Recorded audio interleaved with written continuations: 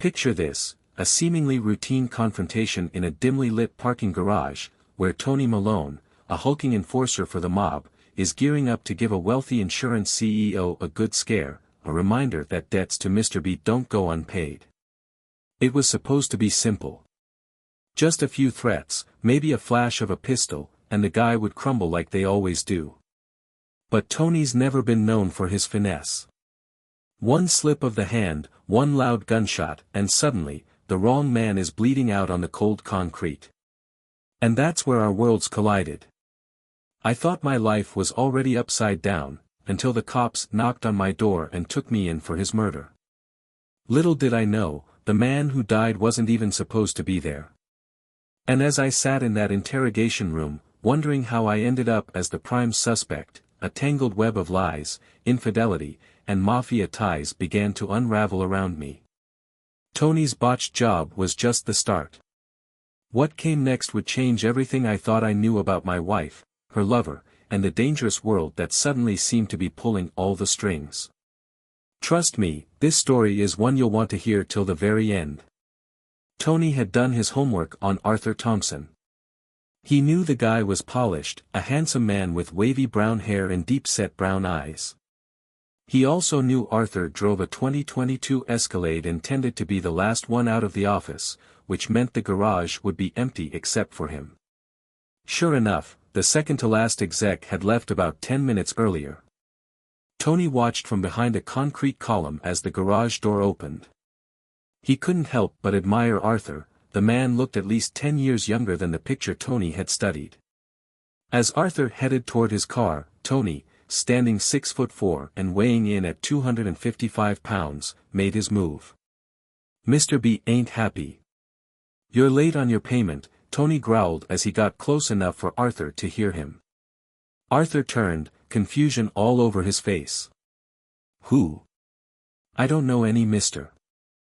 B," Arthur stammered, his eyes wide with shock. Tony wasn't buying it. He pulled out a pistol from his waistband, leaning in. "Nice try, but if you don't want to be walking with a limp the rest of your life," he warned. The day was warm, and Tony was sweating bullets, his hands slippery on the gun's handle. Then, in the heat of the moment, something went terribly wrong. While trying to get a better grip on the pistol, it went off by accident. The crack of the gunshot echoed through the garage, and Tony's heart stopped when he saw the blood spurting from Arthur, who let out a gut-wrenching scream. Tony, frozen in horror, watched the red stain grow, and before he knew it, everything went black as he fainted on the spot. Though Tony remained conscious, he was pretty sure the man on the ground didn't have much of a chance with all that blood spilling out. This disaster wasn't part of his plan at all, and quick thinking was not Tony's strong point. With no clear way out and panic setting in, a line from some old pirate movie popped into his head: "Dead men tell no tales." Given the mess he was in, it felt strangely fitting. So, he fired another shot, putting an end to Gary Finchell's life before stumbling out of the garage. Tony knew Mr. B would be furious. He hadn't even noticed the year difference on the Cadillac. His target was supposed to be driving a 2022 model, but in the chaos, that detail slipped right past him. Meanwhile, as Gary lay bleeding out, his phone rang non-stop until it finally flipped to voicemail. 10 minutes later, it buzzed again.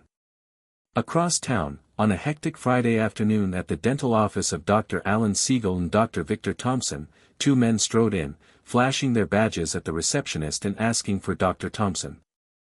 Moments later, a bewildered Victor Thompson, looking pale and shaken, found himself being led out of his practice in handcuffs. Victor kept his mouth shut until his lawyer arrived at the station. Only then did he agree to talk. "Like I told you before, I barely knew Gary Finchell. He worked at the same place as my wife. I'd run into him a few times at her company events, Christmas parties, 4th of July picnics, things like that. I doubt I've said more than 100 words to him since Tracy started there 4 years ago," Victor said, his tone sharp. "Now, can someone please tell me what's going on?" The male officer leaned in. "You're aware that Mr. Finchell was murdered the other night, aren't you?" "Yes," Victor nodded, his eyes wide. Tracy was pretty upset when she heard. I think she even left work early. She's probably at home today, too. The officers shared a quick, knowing look, a slight grin passing between them. Victor and his attorney caught it immediately. Where's this going? Victor's lawyer asked, his voice steady but wary. A man gets killed, and you think we're gonna turn a blind eye to his lover's husband? The female officer said, her words dripping with accusation. Victor felt like the ground was slipping out from under him. Wait, what? What are you talking about? He blurted out. Betrayal? My wife, and another man? You're saying I had no idea my wife was seeing Gary Finchel, and I took him out? He looked from one officer to the other, searching for any sign they were joking. And I'm the Easter Bunny, and she's the Tooth Fairy, the male cop shot back sarcastically. You already told us you don't have an alibi for the night of the murder. And you sure as hell had a reason.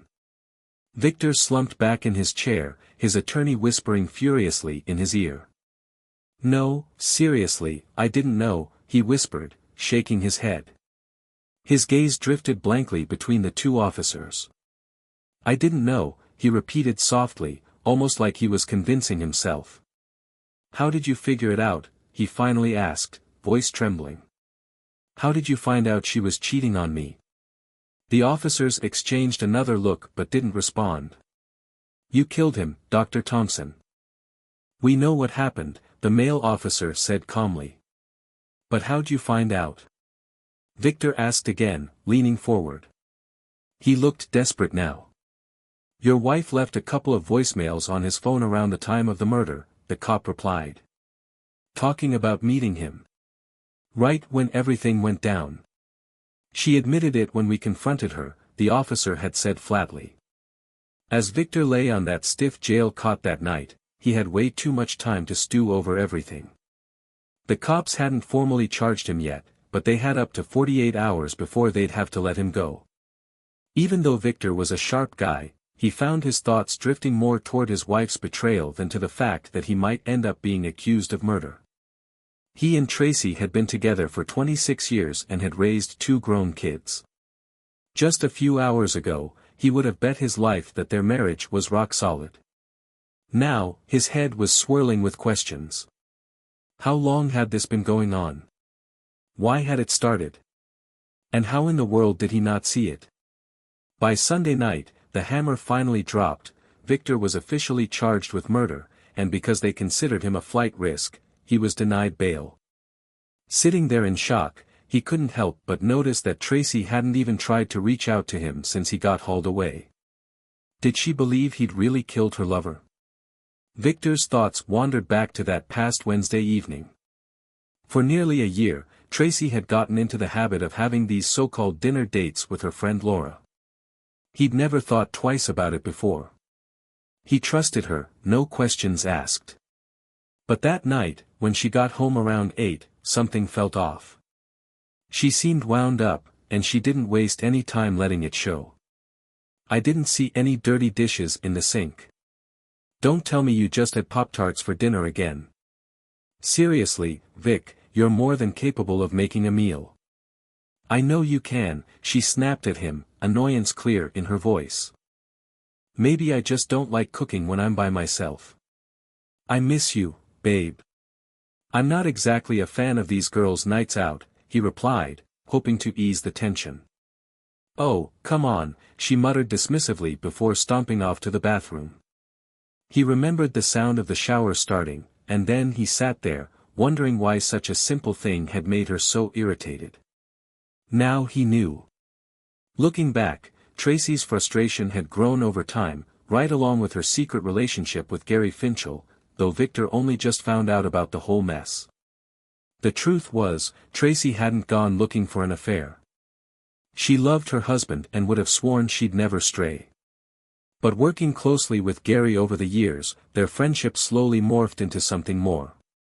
Tracy, with her petite frame, standing 5 feet 5 inches tall and weighing around 120 pounds, had a curvy figure and straight black hair that fell just past her shoulders. Even at 48, she looked a good deal younger than her age. But she had become uneasy about turning 50 soon. Victor had always told her she was beautiful, but she seemed to crave the validation from someone new. And Gary, with his smooth charm, was more than willing to provide it. Even though Gary had his own wife and 2 kids, he saw an opportunity to get closer to Tracy and played his cards slowly. He was patient, biding his time, complimenting her, making her feel special, never pushing, just waiting for her to open up. And over the months, as she shared more of her struggles and insecurities, Gary's interest grew. By the time he finally made his move, nearly a year had passed. Despite being smaller than Victor, Gary was a more attentive lover, and Tracy found herself drawn in, swept up by the excitement. She'd convinced herself it was more than just the novelty, more than just the thrill of sneaking around. The forbidden nature of it all only tightened their bond. Once or twice a week, they'd find a place to meet up, always careful, always keeping it under wraps.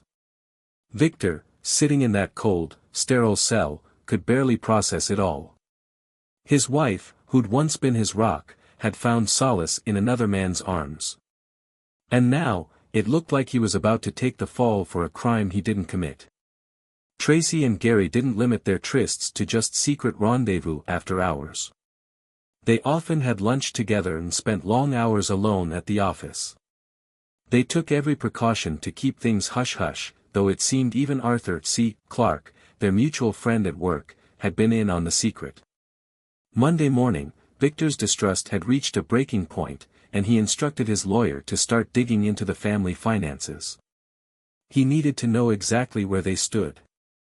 That same morning, his kids, Jared and Dee, visited him at the station and filled him in on the circus that was unfolding in the tabloids. Jared showed him one of the more sensational headlines, which took a low blow by mocking the dead man's, well, manliness. "I've got to hand it to the writer, pretty clever, in a way," Victor murmured dryly. "Dad, this isn't a joke. You're in serious trouble, and you're cracking wise about it." Dee snapped, clearly frustrated. "Everything's going to work out, honey." "I didn't kill anyone," Victor said softly, looking between his kids. "You have to believe me." "Well, Mom doesn't," Jared chimed in, his expression hardening. "We stayed at the house last night, and she spent most of the time ranting about you being a murderer. She kept saying you just couldn't stand the fact that her new man was, as she put it, a superior person, a better lover." Jared paused, shaking his head. "I finally told her to cut the crap." Victor looked at his son, a small smile tugging at the corner of his mouth. Under any other circumstances, he'd never have been okay with Jared mouthing off to his mother, but these weren't normal times. "Thanks for having my back," he said quietly, giving Jared a nod. His son's shoulders relaxed, and for a second, they shared a fleeting moment of understanding.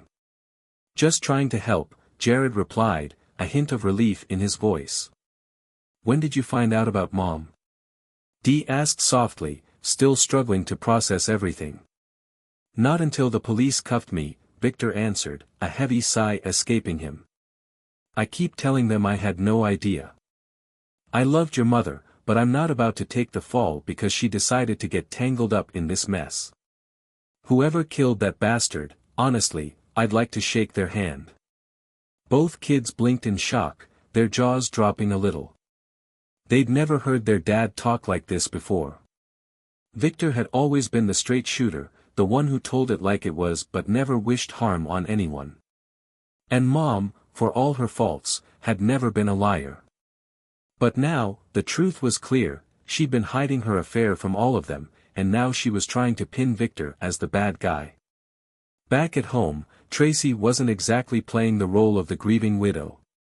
Instead, she kept spinning the story to anyone who'd listen, insisting that the media was blowing her little mistake out of proportion while painting her husband as some sort of heartless killer. "Yes, I had an affair, but your father murdered someone," she railed, her face flushed with anger. "The damn press only wants to focus on the sexual stuff." Jared had had enough. "If Dad killed anyone, it's only because you couldn't keep your hands off another man," he fired back, his voice edged with bitterness. This was never just about sex, Mom.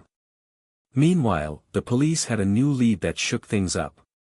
Out in a remote part of the state, a group of hikers stumbled across a decomposing body of a large man, with a rusted 9mm pistol lying nearby. State investigators were immediately on high alert. It took just 2 days for ballistics to confirm it. The gun was linked to a high-profile case from earlier that spring, a case that had been splashed all over the news as the jilted husband murder.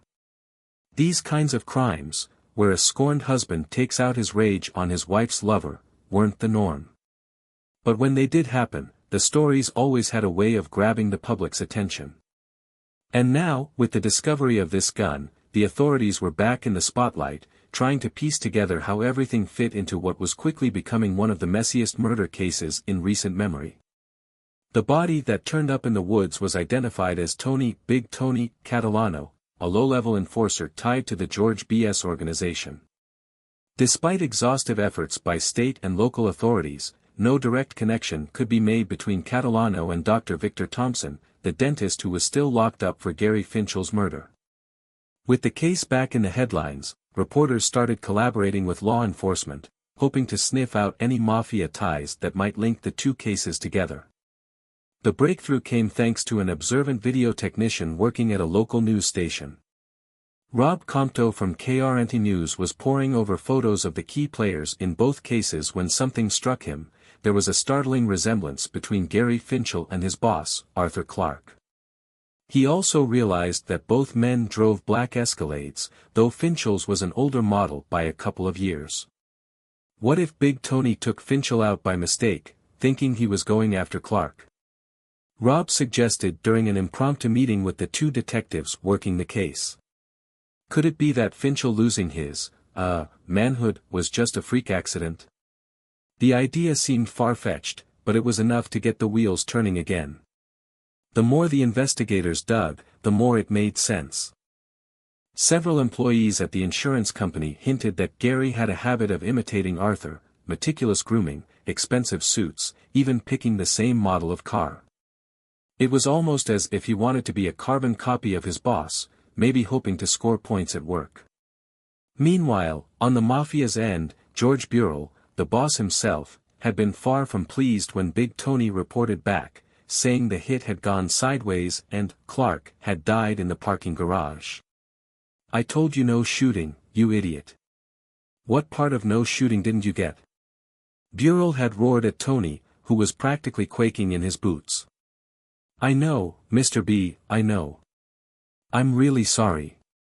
The gun started slipping out of my hand, I tried to get a better hold on it, and the damn thing just went off," Tony stammered, head down, avoiding Burrell's gaze. "I saw he was bleeding out bad, and I figured if I just left him there, he might talk. I thought I'd, shut him up for good." Burrell, face red and veins bulging, just stared at him, fuming. Finally, he took a deep breath and said, "Go with Andrew. He'll take you to our safe house on East 9th, lay low for a few days until we can get you out of here. You'll have everything you need." "And Tony?" "Yes, sir." Tony looked up, eyes wide. "Don't screw this up again. Just stay put and stay quiet." "Thank you, Mr. B. I appreciate it," Tony mumbled, shuffling out of the room with Andrew. Burrell watched the big man go, shaking his head. But by the end of the week, everything changed. A few more phone calls, some poking around, and Burrell's worst fears were confirmed. The guy Tony had plugged in the garage wasn't Arthur Clark. It was one of Clark's employees who happened to be in the wrong place at the wrong time. Arthur had left work early that day for some routine checkup, completely unaware of the bullet with his name on it. This might not be the worst thing that could have happened, Burrell mused aloud to his top lieutenant, Frankie Donatel. "How do you figure?" Frankie asked, raising a skeptical brow. "Think about it," Burrell continued, a sly grin forming on his lips. "If Clark had been the one lying dead in that garage, there'd be a hell of a lot more heat on us.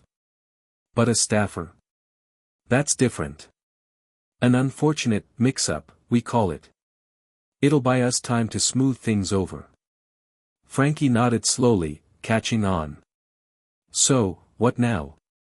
Now, we sit tight and let the dust settle, Burrell said, lighting a cigar. And when we're ready, we'll deal with Tony. As far as Burrell was concerned, Big Tony's days were numbered. Mistakes like this didn't go unpunished for long in their world, even if it meant putting down one of their own. And as for Arthur Clarke, he'd just become the luckiest man in the city, whether he knew it or not. This will definitely make Mr. Clarke think twice before crossing us again, Burrell said, exhaling a cloud of smoke. But damn it, I always had a soft spot for Tony. That big lug was just too trusting. He shook his head, a hint of regret in his voice. I understand what needs to be done, Frankie Donatel responded with a solemn nod before slipping out of the room. Meanwhile, Tracy's life spiraled downward after Gary Finchell's death. Up until that night, she'd believed Victor knew nothing about her affair. When she first heard about what had happened, the shock of it all left her reeling. Fear set in as she grappled with the idea that her husband might have actually killed another man because of her. But she found a strange comfort knowing he was behind bars without the possibility of bail. Her children, on the other hand, were a different story. They were disgusted by her infidelity, and Tracy tried to shift the focus away by hammering on the fact that her husband had supposedly committed cold-blooded murder. The problem was, no matter how hard she tried, the media zeroed in on her affair, painting her as the quintessential cheating wife whose betrayal pushed her husband over the edge. Honestly, you'd think I'm the only woman in town who's ever cheated on her husband, Tracy fumed one afternoon as she picked at her salad during lunch with her coworker, Liz. It had been about 2 weeks since everything went down, but the tabloids were still feasting on her story like vultures. Well, it's not every day a jealous husband guns down his wife's lover, Liz replied, giving a nervous laugh. Seeing Tracy's face darken, she quickly backtracked. Sorry, Tracy. I didn't mean it like that. Tracy sighed and shook her head. It's fine. Everyone here knew Gary and I were more than just colleagues, but we were really starting to build something serious. I did love Vic in my own way, but Gary and I, we had a connection. It's a shame I'll never know what might have been. Her gaze drifted out the window. I can't believe Victor's a murderer. It's like they say, you never really know someone, do you? Guess not, Liz murmured softly. She thought back to Gary's funeral the week before. Most of the office had shown up, though the atmosphere was tense. She'd noticed Gary's wife glaring daggers at Tracy the entire time, and Tracy, in turn, kept her head down, dabbing at her eyes with a tissue. She looked torn between guilt and heartbreak, and Liz had been worried things might escalate. But, thankfully, no scenes unfolded. Tracy stayed toward the back, careful not to draw any more attention than she already had. While Tracy tried to keep her head above water at work, Victor's world shifted dramatically. He'd never been in jail before, and the sensation of walking out as a free man after over 4 months felt almost surreal. Stepping outside with his attorney, Lance Weatherman, he took a deep breath, savoring the crisp air like it was the first time in ages. Wow, Lance, I swear, the air has never tasted so fresh, Victor said, grinning like a kid on Christmas morning. I can't believe it. I'm out. The DA had finally dropped the charges against him after the police linked Big Tony Catalano to the murder of Gary Finchell. It turned out the bumbling mob enforcer had killed Gary by accident, thinking he was someone else entirely. The whole thing had been a colossal mix-up. When the news broke, it was a relief and a shock all at once. Victor wasn't a killer, but his life had still been turned upside down by a mistake that had nothing to do with him. Lance clapped him on the back as they made their way to the parking lot. Enjoy it, Vic. You're a free man. The ride home was quiet, the city blurring past them as they headed back to the house Victor and Tracy had shared for the past 15 years. He gazed out the window, memories of the life they'd built together flashing through his mind. Despite everything, he couldn't help but wonder what kind of reception he'd get when he walked through that door. It was just past noon when they pulled up to the familiar driveway. Tracy was still at work. Victor felt a strange pang. He was finally free, but his family was in pieces. He wasn't sure if that house could ever feel like home again. "Need me to stick around?" Lance asked, glancing over. Victor shook his head slowly. "Nah, I need to do this alone." With a nod, Lance handed him a set of keys. "You call if you need anything." "Thanks, Lance. For everything." Stepping out of the car, Victor took a deep breath, letting the weight of it all settle over him. This was his house, his life, but it felt like he was walking into a stranger's home. 4 months had passed, but it might as well have been a lifetime. Taking the first step toward the door, he wondered if things would ever feel normal again. All he knew for sure was that the Victor Thompson who went into that jail wasn't the same one standing here now. And as he turned the key in the lock, he braced himself for whatever came next. Stepping through the front door, Victor felt an odd sensation wash over him. Everything looked exactly as it had the day he left, down to the smallest detail. It was like time had stood still inside these walls. With Lance trailing behind, he wandered from room to room, his fingertips brushing over the familiar furniture, picture frames, and little trinkets as though trying to reconnect with a long-lost friend. "I missed this place so much, even after all that's happened," he murmured softly, his voice heavy with a mix of sadness and nostalgia. He made his way over to the liquor cabinet, a solid oak piece he'd taken pride in stocking over the years. Since Tracy didn't touch the hard stuff, it was probably exactly how he'd left it. Sure enough, as he opened it, he saw the neat rows of bottles, at least 25 different kinds, lined up like soldiers on parade. "Ah, this calls for a proper toast," he said, reaching for his Glenmorangie 12-year-old single malt. He poured a couple of generous shots, offering one to Lance. "Thanks for being there, Lance. I know this was more than just a paycheck for you," he said, raising his glass. Lance nodded, accepting the drink. "You're right. It was."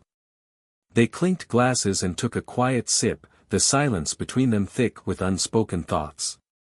Lance drummed his fingers on the manila folder sitting on the table, casting a sideways glance at Victor. "Why do you think Tracy didn't file for divorce while I was inside?" Victor asked suddenly. Lance shrugged thoughtfully. "At first, I'd say it was all the chaos. The media frenzy, the shock, probably too much for her to even think straight. And later, maybe she assumed you'd go through with it yourself from jail. The kid said she was convinced I killed Gary," Victor mused, swirling his drink slowly. "She was so angry, so sure of it. You'd think she'd have been the first one to cut ties, but here we are. She'll be in for a shock when she sees me standing here." "Who knows," Lance replied thoughtfully. "Maybe she's had a change of heart. Gary's gone. The kids are pissed at her. And the way the press painted her. Well, she's practically the villain in this whole mess." Victor snorted. "Making the best of a bad situation, huh?" "That's one way to put it," Lance agreed. When Tracy finally pulled into the driveway, she was caught off guard by the unfamiliar car parked there. With all the reporters that had been swarming the house for months, she figured it was another one looking to corner her for a comment. But as she approached, she noticed the car was empty. Panic surged through her. Someone was already inside. Fumbling for her phone, she called 911, rattling off her address and telling the dispatcher that there was an intruder in her house. Within minutes, 2 officers arrived and accompanied her into the home. "Oh my God, what are you doing here?" she gasped when she saw Victor standing in the living room. The officers drew their guns instinctively, aiming at both Victor and Lance, who immediately raised their hands. "Whoa, whoa, easy there," Victor said, his voice calm but firm. "I live here. I'm Victor Washington. Just got out of jail a few hours ago, got an apology from the DA to prove it." That's right, Lance added, lifting his hands as well. I'm his lawyer. All charges were dropped. One of the officers stepped aside and made a quick call to verify. After a tense moment, he nodded at his partner and holstered his weapon. It checks out. Tracy stood there, stunned into silence. He was just a pawn, Tracy. Some poor guy in the wrong place at the wrong time, Victor said, his gaze steady on her. And why would I risk going to prison for you? You're giving yourself way too much credit. Her face turned bright red, eyes cast down as the officers slowly backed out of the room. Just as they were about to leave, Lance cleared his throat. Actually, officers, could you stick around a minute longer? He handed a manila envelope to Tracy. She stared at it, bewildered. What's this? You've been served, Lance said flatly. Tracy looked at Victor, her hands trembling as she clutched the envelope. Wait, what? I don't know if I want a divorce, Vic, she stammered. I really thought you killed Gary. But now, maybe we can fix things. Maybe there's still a chance for us. Victor stared at her like she'd lost her mind. Are you out of your mind, woman? You cheated on me. His voice rose, his frustration and disbelief spilling over. You destroyed our family, turned me into a suspect, and then tried to play the victim. Tears welled up in Tracy's eyes. I know. I know I made a mistake. But it's just, without Gary, and with the kids so upset with me. Save it, Victor cut her off, his tone cold and final. You chose your path, Tracy. This is just the end of it. The officers shifted awkwardly, exchanging glances. Lance folded his arms and sighed quietly. The moment stretched uncomfortably, until one of the cops cleared his throat. We'll just head out now, he said, gesturing to his partner. If you need anything, call us. Victor didn't even look their way, his eyes locked on Tracy's. Yeah. Thanks. As the door clicked shut behind them, the silence felt like a heavy weight pressing down on the room. Tracy stood there, clutching the divorce papers, looking completely lost. Victor shook his head slowly. This was never about us, Tracy. You and Gary. It was always about you. Now you've got what you wanted, a fresh start. With that, he turned and headed up the stairs, leaving her alone with her regret and shattered dreams. Forget everything else, Victor shouted, his voice trembling with anger and hurt. Forget that your damn cheating got me locked up for over 4 months. You told our kids he was a better man than me, a better lover. Well, I'll be damned if I ever settle for Gary Finchell's leftovers. He turned away, his face flushed, feeling the finality of the words sinking in. But despite the bitterness, Victor knew he owed so much to the people who'd stood by him when he was at his lowest. Chief among them were Alan Siegel, his business partner, and Alan's wife, Marilyn. They hadn't just been casual visitors, they showed up to see him in that dingy jail cell week after week, making sure he knew he wasn't alone. Alan even took on the extra burden of Victor's work, putting in 50 or 60 hours some weeks just to keep the practice afloat. After taking a week to readjust to life on the outside, Victor went back to work. He'd expected it to be awkward, he was prepared for awkward, but what he found instead astonished him. People greeted him with open arms, some stopping by his office just to say they were glad he was back. A few handed him slips of paper with their phone numbers, offering their support or just a listening ear. It was embarrassing, really, but Victor accepted their kindness with a humble smile. He didn't want to offend anyone. The experience made him realize just how powerful the media could be. His children, Alan, and Marilyn had all commented on it. When the DA dropped the charges, the press had been surprisingly sympathetic, painting him as the victim of a gross miscarriage of justice. Meanwhile, Tracy and her lover, Gary, were cast in a much darker light. In the end, Tracy had become the villain of the story, a deceitful wife who betrayed a good man, and Gary was just some smarmy opportunist. Victor knew it was more complicated than that, but the narrative had been set, and it helped shape people's perception of him. 2 years had passed since that fateful night, and Victor found himself at a quiet, upscale restaurant, seated across from Alan and Marilyn. The gentle murmur of conversation filled the space around them, but Victor's mind was elsewhere. As they finished dinner, Marilyn reached across the table and took his hand, her expression soft with concern. "What's going on, Vic? It's been 2 years since you got out. Your head's in the game, but your heart. It's like it's still stuck back there," she said gently. Victor met her eyes, seeing in them the same kindness and understanding that had carried him through so many tough times. Alan and Marilyn had been his rocks. Along with his daughter Dee, they were the only people who'd really stuck by him. Marilyn, in particular, looked after him like a mother hen, always making sure he was okay, checking in on him, pushing him to get back on his feet. He knew she wasn't going to let him off easy.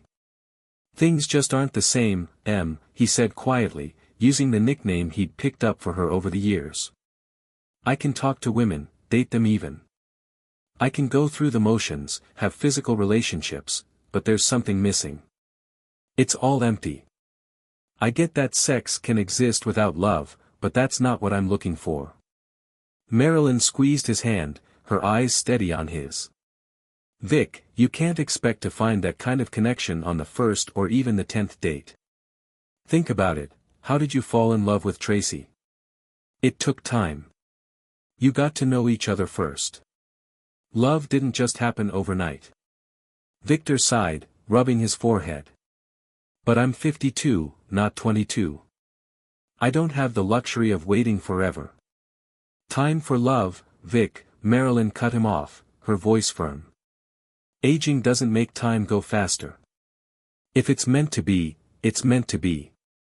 But you have to give it a real shot first." Victor opened his mouth to argue, but Marilyn gave him a look that silenced him. She let out a sigh, then glanced at Alan, who had been watching quietly. "Just, be patient," she said softly. "You're always rushing things, expecting the perfect one to pop up out of nowhere. You go out a few times, get disappointed, and move on. It's like you're setting yourself up to fail." He didn't reply, and the silence hung between them. But Marilyn was right, she usually was, and he knew it. With a knowing smile, Marilyn leaned back. Unbeknownst to Victor, she had taken a more proactive approach to his love life. It had started small, just a casual suggestion here and there to get him out of the house. Then she and Alan began hosting these little gatherings at their place every couple of months. They made sure to invite a few single women each time, always with Victor in mind.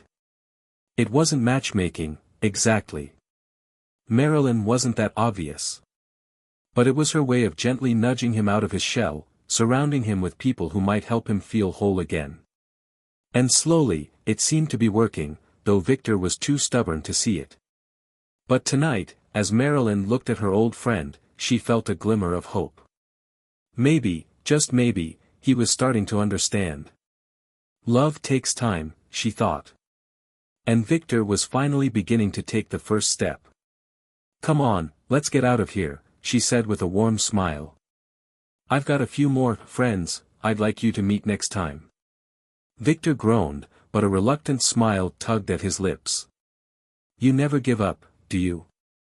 "Not when it comes to you," Marilyn said softly. And as they stood to leave, Victor felt a small flicker of something he hadn't felt in a long time, hope.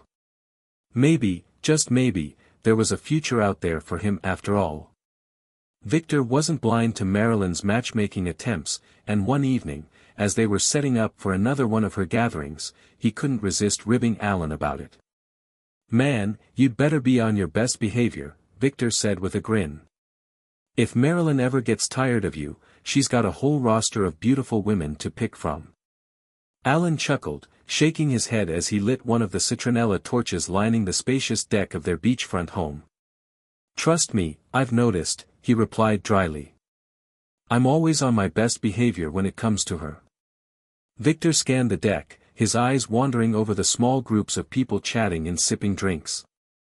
Then he saw her. At first, it was just a quick glance, a woman reaching up to adjust one of the hanging lanterns. But then his gaze lingered. She was petite, no more than 5 feet tall, wearing snug jeans that highlighted her figure. As she stretched, the hem of her top lifted slightly, revealing a smooth, toned strip of her midriff. The sight made him pause, and he found himself staring longer than he should have.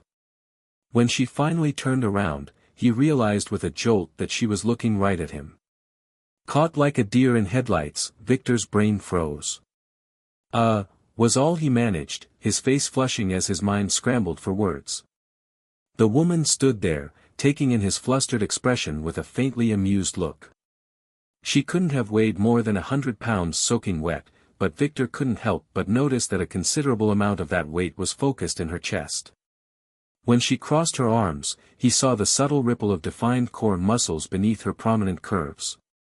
"I get that a lot," she said lightly, raising an eyebrow at his stunned reaction. "Pardon?" Victor blinked, his mind finally catching up to his ears. He focused on her face for the first time, a delicate, heart-shaped face with large, expressive eyes and sleek black hair that fell straight to her shoulders. There was something strikingly captivating about her, and it wasn't just her figure. She was beautiful, no doubt, but there was a sharpness in her gaze that suggested she didn't miss much. A playful smile tugged at her lips as she watched the realization dawn on his face. "I'm joking. I'm just joking," she said, a laugh slipping into her voice.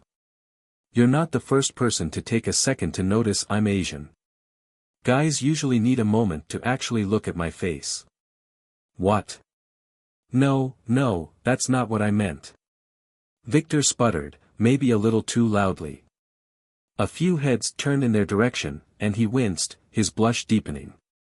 She gestured for him to lower his voice, her eyes crinkling with barely suppressed laughter. "I'm Dr. Vic Washington," he said, thrusting out his hand, eager to recover some semblance of dignity. "Been AL's business partner for quite a while now." "Yeah, I recognized you," she replied, glancing at his outstretched hand before shaking it briefly. "From the news, I mean." She hesitated, noticing the way Victor's smile tightened. "Sorry, didn't mean to bring up a sore subject." Victor waved it off. "Don't worry about it. Happens more often than you'd think." "I'm Lainey Brand," she said softly. "Mostly just a friend of Marilyn's." "Nice to meet you, Lainey," he said, relaxing a little. "And you didn't offend me. It's kind of like when people avoid looking at my face because all they see is, that poor guy whose wife made a fool of him." He paused, then offered her a lopsided grin. "How about we grab a drink, and I'll keep eye contact the entire time. You can pretend I'm not some sad sack whose wife publicly humiliated him." Lainey blinked, her own cheeks flushing slightly as she realized she might have been just as guilty of ogling him earlier. Sure.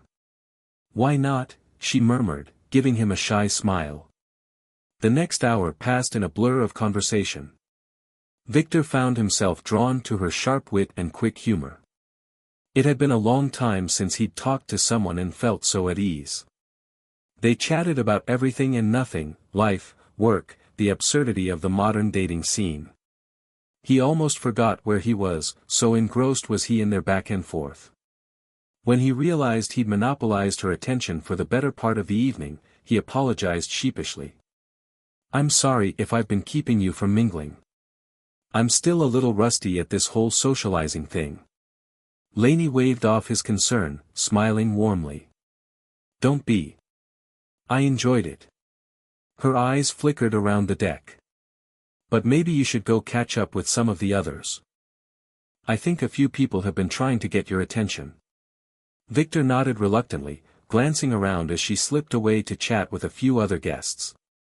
But even as he made his way through the crowd, smiling politely and making small talk, he couldn't help but keep an eye on her. He tried to be subtle about it, but Alan noticed. "Vic, you keep craning your neck like that, you're gonna need a chiropractor by the end of the night," Alan teased, nudging him playfully. Victor rolled his eyes, a grin tugging at his lips. Shut up. I'm just making sure she's having a good time. Aha, Alan said, his smirk widening. And here I thought you were done with dating.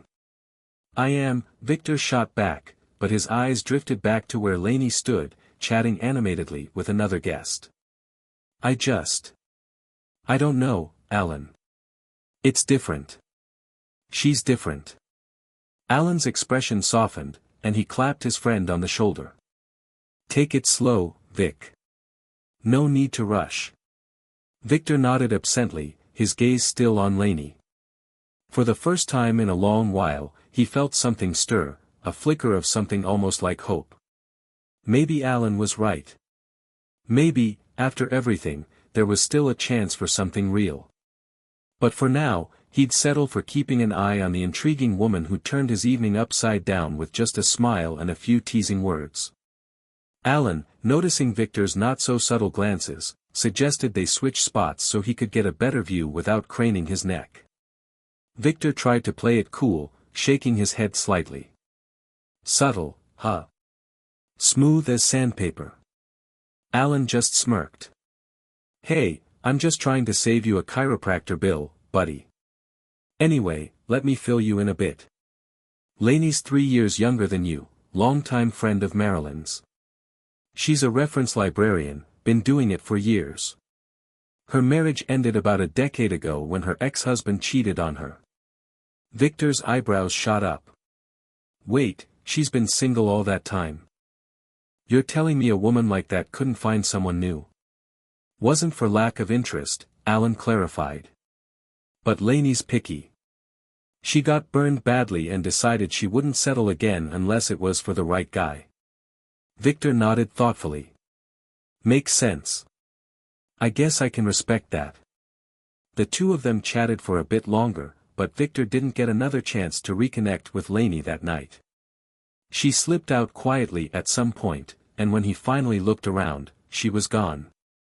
Not that it worried him much, after all, Marilyn knew how to reach her. Still, he made himself wait a couple of days before calling Marilyn. Ah, so you finally caved, huh? Marilyn said, skipping any pleasantries the moment she picked up. You've got some self-control, Vic. Or maybe you're just plain stupid. Victor blinked, surprised by the bluntness. Marilyn was rarely so direct, and almost never used strong language. What? Why stupid? I'm serious. Did you really lead with an, when you met her? She teased, a hint of laughter in her voice. Come on, why worry about looking cool when you already blew that with a single syllable? Or was it the drooling that gave you away? Victor groaned. It wasn't like that. I was just trying not to seem desperate, you know. Desperate? Marilyn snorted. Vic, you're the most overthinking, overanalyzing person I know. It's a miracle you managed to hold her attention as long as you did. Victor could practically feel himself blushing.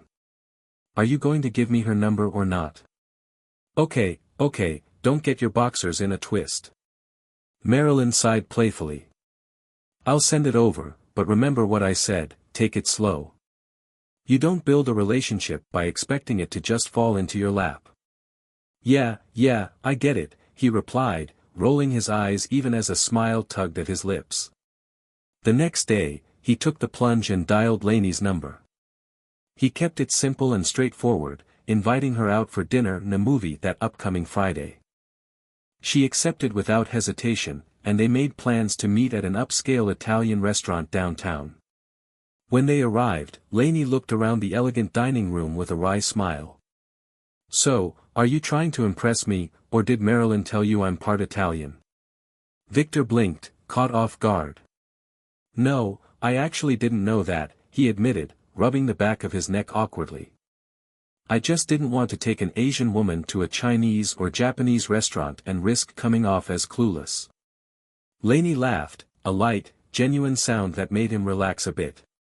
Good save, she teased.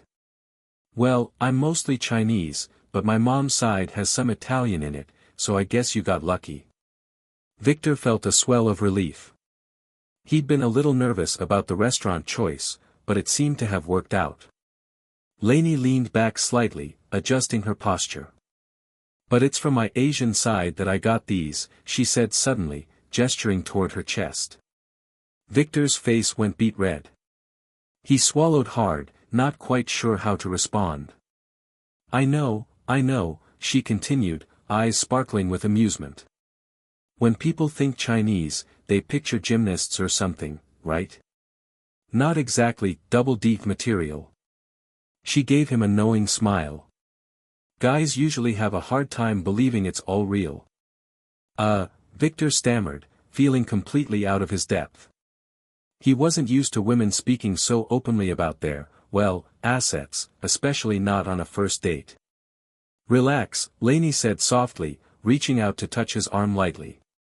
"I'm just messing with you. It's kind of a litmus test. If you can handle my sense of humor, you might be worth keeping around." Victor managed a sheepish smile. "Okay, well, I'm definitely going to need some practice then." They ordered their food, and as they settled into the evening, Victor found the conversation flowed easily. Lainey had a dry, quick wit and didn't shy away from challenging him, which he found refreshing. They talked about everything from work to hobbies, to the oddities of modern dating. After dinner, they headed to the theater and let Lainey pick the movie.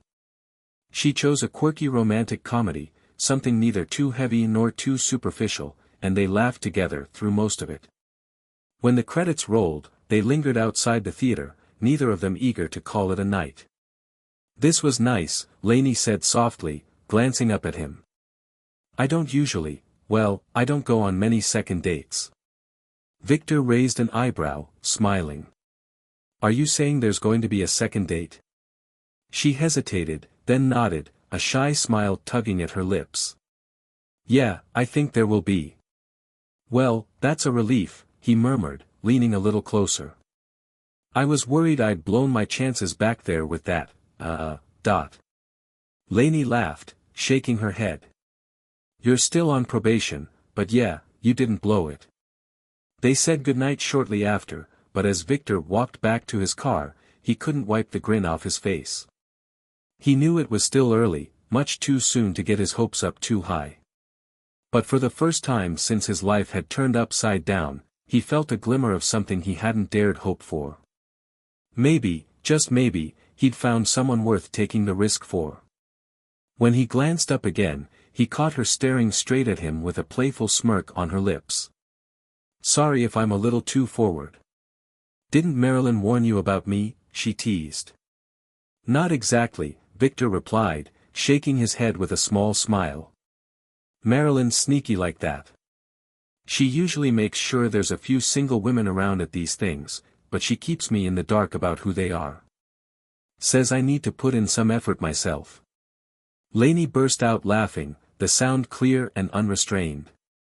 Victor quickly discovered that when Lainey was truly amused, she didn't hold back, she let out a full-bodied, hearty laugh, which only made him grin wider. "That's my girl," she said, giving him an exaggerated thumbs up. They both laughed, and Victor felt something loosen inside him.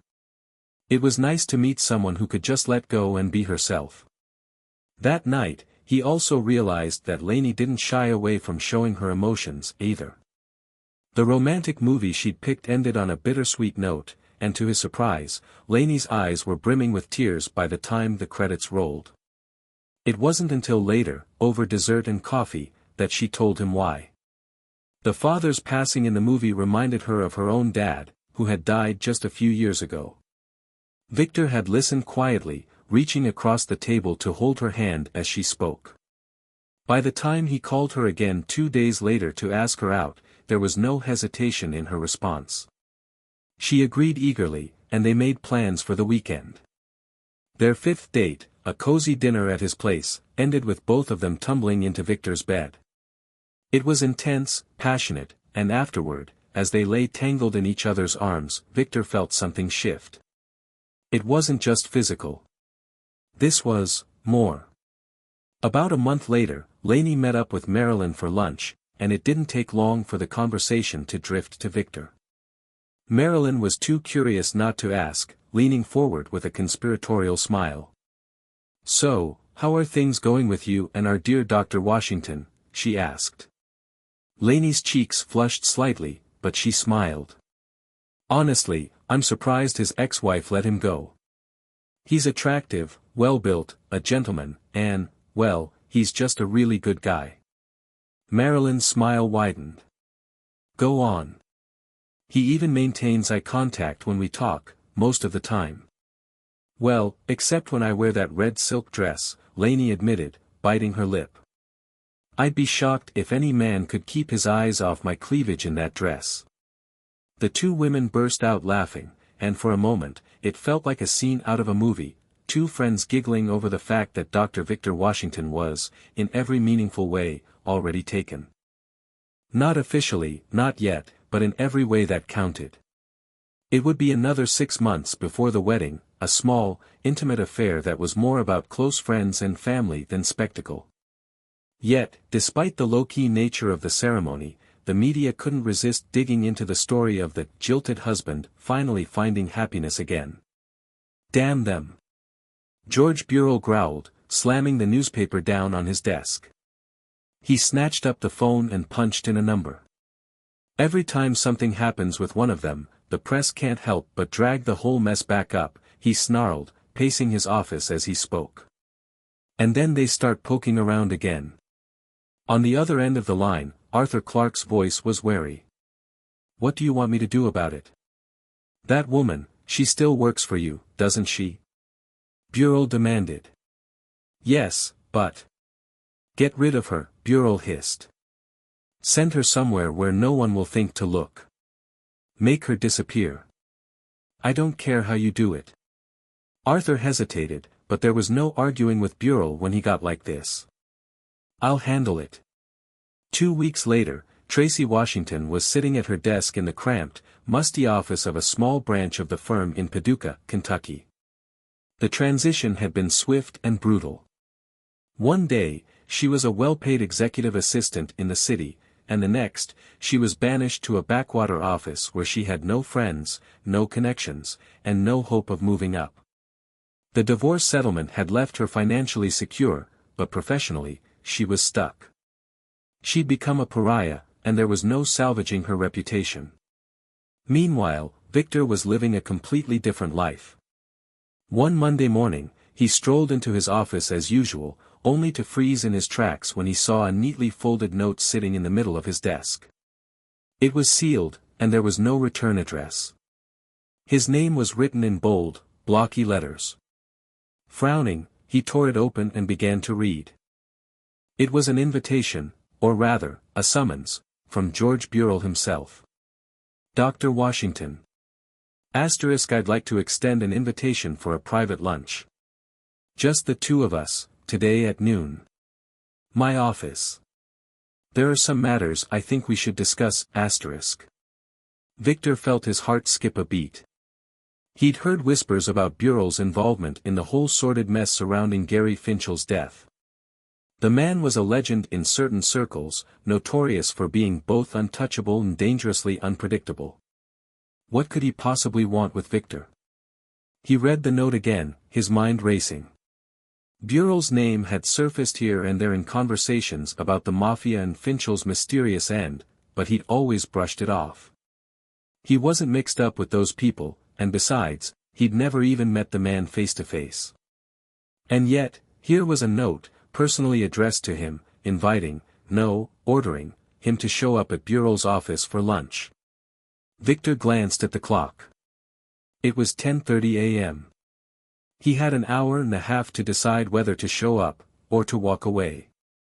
But then again, who really walked away from a request from someone like George Burrell? Taking a deep breath, he sat down and picked up his phone. There was only one person he trusted to talk this over with. "Alan, I need a favor," he said quietly when his friend picked up. "Can you meet me in the office? I've got a situation." Half an hour later, Alan stood in Victor's office, reading the note with a deepening frown. "Lunch with Burrell," he muttered, shaking his head. "What the hell could he want?" "That's what I'd like to know," Victor replied grimly. But I don't think ignoring it is an option. Alan folded the note carefully, placing it back on the desk. No, I don't suppose it is. But you need to be careful, Vic. This guy, he's not like the rest of us. There are rules, and then there's Bureau. Victor nodded slowly. I know. But even as he said the words, he couldn't shake the strange sense of foreboding settling over him. Whatever this meeting was about, one thing was certain, it would change everything. Victor knew he couldn't ignore the invitation, no matter how dangerous it might be. This was George Bureau, after all, the kind of man who didn't take no for an answer. So, at precisely noon, Victor arrived at the nondescript office building Bureau used for his business meetings. After a tense wait and a thorough pat-down by a hulking guard who looked like he'd had a rough morning, Victor was finally shown into Bureau's office. The place was surprisingly understated. There was no gaudy display of wealth, no signs of the man's illicit empire. Just a large, neatly arranged space with floor-to-ceiling windows and a solid oak desk. But off to the side was a small dining table already set with a spread of what looked like an elaborate Italian lunch. Plates of pasta, antipasto, fine cheeses, and a crystal decanter of what could only be very expensive bourbon. Dr. Washington, Bureau greeted him warmly, shaking Victor's hand with a firm grip. He was a broad, imposing man, dressed in a tailored suit, his graying hair neatly slicked back. Thank you for coming. Please, have a seat. Victor sat down cautiously as Bureau took the chair across from him. It's just us here, Bureau said, gesturing around. This office gets a full bug sweep every morning, so we can speak freely. Victor nodded slowly, eyeing the spread in front of him. Bureau seemed surprisingly relaxed for a man in his position, but Victor knew better than to let his guard down.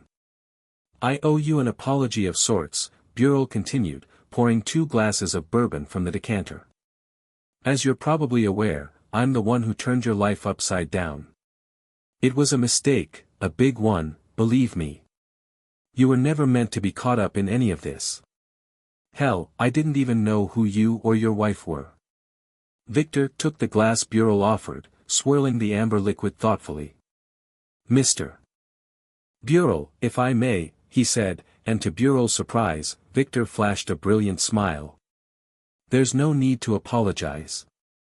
In fact, I should be the one thanking you. Bureau blinked, staring at him like he'd grown a second head. Excuse me. Victor paused, taking a careful sip of the bourbon. The rich, complex flavor bloomed on his tongue, smooth and powerful. Wow, he murmured appreciatively. Pappy Van Winkle 15-year-old, right? That's amazing. Bureau watched him carefully, still waiting for an explanation. Victor smiled again, setting the glass down. Right, sorry. What I meant to say is that you did me a favor. A favor? Bureau echoed, disbelief etched on his face. Victor leaned back, his gaze steady. I had no idea my wife was cheating on me. None at all. I was living in complete ignorance, thinking everything was fine. You not only brought that to light, but you did something I'd fantasized about many times over. Bureau's eyes narrowed. Go on. Victor shrugged, his smile turning dark. You took care of her lover for me. I mean, if I'm being honest, that was a dream come true. And the way you, let's say, handled his manhood. Pure genius. I hope your guy gave him a moment to realize what he'd lost before finishing him off. Silence settled over the room. Bureau stared at Victor for a long moment, as if trying to gauge whether he was being sincere or setting him up somehow. But Victor just raised his glass again. Spending 4.5 months in jail, he continued, shaking his head. Small price to pay for that peace of mind. So, sincerely, thank you. Bureau's expression shifted from wary disbelief to something else entirely. A smile, slow and cold, spread across his face. Well, if you're at peace with it, then I guess I can stop feeling guilty, he said quietly. He lifted his own glass. Cheers. Cheers, Victor echoed. The two men nodded at each other, then downed their shots. The bourbon burned warmly on the way down, and they both set their empty glasses back on the table with a decisive thud. For a few moments, neither spoke. Then Bureau leaned back, studying Victor with a calculating look. "You're a strange man, Dr. Washington," he said softly. "Most people, they'd be tearing me apart for what happened. But you're thanking me." "Don't get me wrong," Victor replied calmly. "I didn't exactly enjoy my time in jail. But if that's what it took to get rid of Gary Finchel for good, yeah, I'll take it." Bureau's smile widened. "You know, I think I might actually like you." Victor chuckled softly. "I'll take that as a compliment." "Good," Bureau said, his tone lightening slightly. "Because I've got a feeling we'll be seeing more of each other in the future." Victor's smile didn't waver, but something flickered in his eyes. "Let's hope that's on good terms, Mr. Bureau." "Call me George," Bureau replied, his gaze still sharp and assessing. "And don't worry, I think we'll get along just fine." Victor nodded slowly, but as he left the office that afternoon, a shiver ran down his spine. He'd come out of that meeting with his life intact, and surprisingly, with a new ally of sorts. But he knew better than to get comfortable. George Bureau wasn't a man to take lightly. Whatever the future held, Victor had just taken a step into a much darker world. One where favors were never free, and alliances could shift in an instant. But for now, at least, he'd survived the encounter, and that was more than most people could say. As he walked out into the midday sun, Victor took a deep breath, the bourbon still warming his chest. He'd escaped his past with Tracy, found love again, and made peace with the chaos that had torn his old life apart. But this new chapter? This was uncharted territory. One thing was certain, though, Victor Washington wasn't the same man who'd walked into that jail cell months ago. And with George Bureau watching his every move, he'd have to be sharper, tougher, and more cautious than ever before. Because in Bureau's world, one misstep could mean the end of everything. But for now, Victor just smiled. He'd made it this far. Whatever came next, he was ready.